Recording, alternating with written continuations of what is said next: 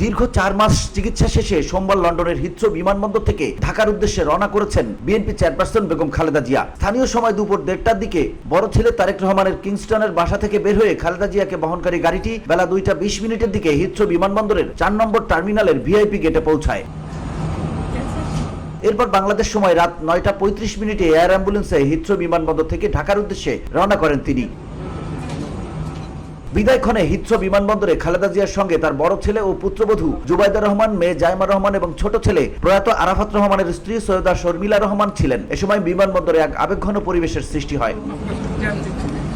বিএনপির ভারপ্রাপ্ত চেয়ারম্যান তারেক রহমানের ভেরিফাইড ফেসবুক পেজে পোস্ট করা একটি ভিডিওতে এমন দৃশ্যই দেখা যায়। ভিডিওতে দেখা গেছে খালেদা জিয়া তারেক রহমানকে জিজ্ঞেস করে বলেন, তুমি কতক্ষণ দাঁড়িয়ে থাকবে? উত্তরে তারেক রহমান বলেন, তুমি বিমানে ওঠার পর মেয়ে জাইমাকে নিয়ে চলে যাব।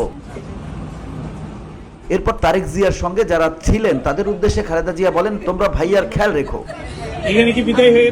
এ সময় খালেদা জিয়াকে একটু হুইল চেয়ারে বসে থাকতে দেখা যায়। তার পাশে নাতনি জাইমা ও 2 পুত্রবধূকেও দেখা যায়। VOD Bangla news desk.